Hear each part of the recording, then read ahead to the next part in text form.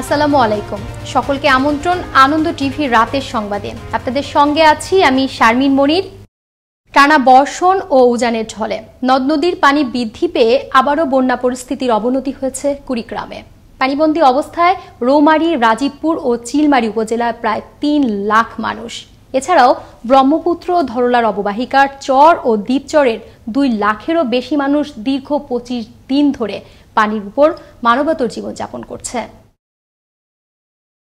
জামালপুরে যমুনা ও ব্রহ্মপুত্র নদের পানি কিছুটা কমলেও জেলার সার্বিক বন্যা পরিস্থিতি রয়েছে অপরিবর্তিত।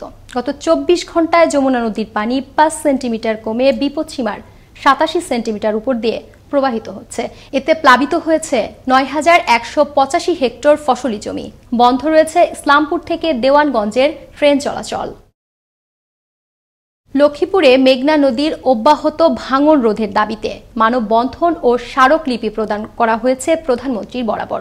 সোমবার সকালে রামগতি উপজেলা পরিষদের সামনে আলেকজান্ডার ইউনিয়ন রক্ষা মঞ্চের ব্যানারে এই মানববন্ধন কর্মসূচি পালন করা হয়। মানববন্ধনে বক্তারা বলেন, নদীর তীব্র ভাঙনে কমলনগর ও রামগতি উপজেলার হাজারো পরিবার ভিটে মাটি হারিয়ে এখন নিঃস্ব।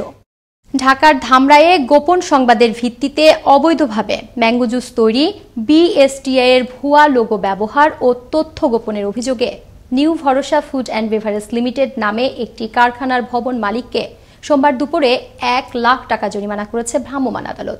উপজেলার কেলিয়া এলাকায় নির্বাহী ম্যাজিস্ট্রেট, উপজেলা নির্বাহী কর্মকর্তা সামিউল হকের নেতৃত্বে এই অভিযান পরিচালিত হয়। এবার সিলেটের একটি মেডিকেল সার্ভিস সেন্টারে ধরা পড়ল করোনা নিয়ে প্রতারণা। রোববার প্রতিষ্ঠানটিতে অভিযান চালিয়ে এক চিকিৎসককে ৪ মাসের কারাদণ্ড ও ১ লাখ টাকা জরিমানা করেছে র্যাবের ভ্রাম্যমাণ আদালত। দণ্ডিত চিকিৎসক বিদেশগামীদের সাথে প্রতারণা করে টাকার বিনিময়ে তাদের ভুয়া নন কোভিড সার্টিফিকেট প্রদান করত।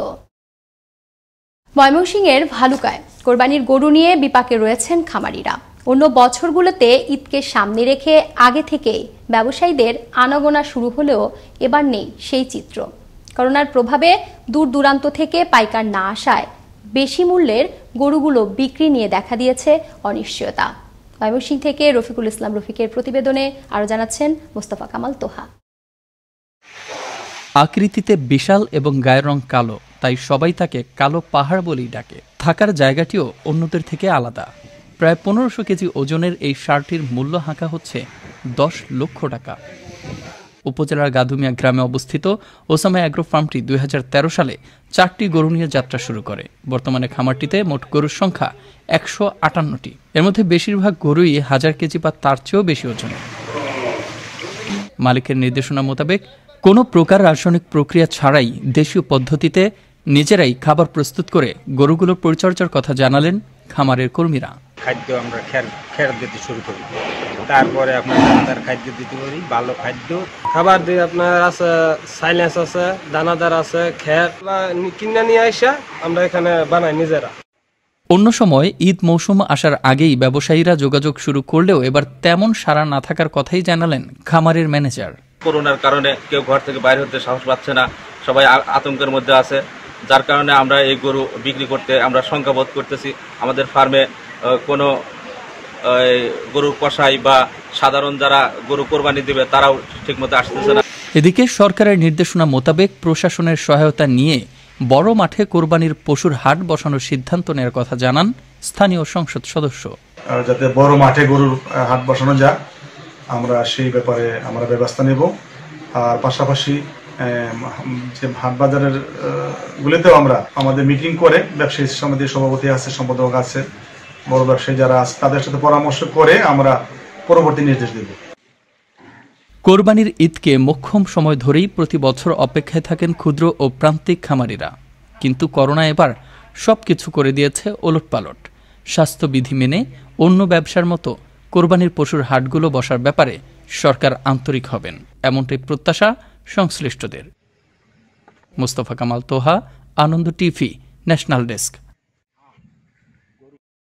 গাইবান্ধায় ২৫টি পাটকল বন্ধ ঘোষণার প্রতিবাদে মানববন্ধন কর্মসূচি পালন করেছে বাম গণতান্ত্রিক জোট গাইবান্ধা। সোমবার সকালে শহরের ডিবি রোডের Asaduzzaman girls high school and কলেজের সামনে এই মানববন্ধন কর্মসূচি অনুষ্ঠিত হয়। বহু প্রতীক্ষিত গাজীপুরের কালীগঞ্জ উপজেলার জাঙ্গালিয়া দুবরিয়ার 5 কিলোমিটার পাকা রাস্তা সোমবার দুপুরে এলজেডি গাজীপুর বাস্তবায়নে রাস্তাটির ভিত্তিপ্রস্তর স্থাপন করেন মহিলা ও শিশু বিষয়ক মন্ত্রণালয় সম্পর্কিত সংসদীয় স্থায়ী কমিটির সভাপতি মেহের আফরোজ চুমকি এমপি। এ সময় উপস্থিত ছিলেন কালীগঞ্জ উপজেলা চেয়ারম্যান মোয়াজ্জেম হোসেন পলাশ এবং উপজেলা নির্বাহী অফিসার শিবলি সাদিক সহ স্থানীয় নেতৃবৃন্দ। এই ছিল এখনকার মতো। করোনা থেকে আপনি এবং আপনার পরিবারকে সুরক্ষায় রাখতে সরকারি নির্দেশনা মেনে চলুন। জরুরি প্রয়োজন ছাড়া বাসা থেকে বের হবেন না।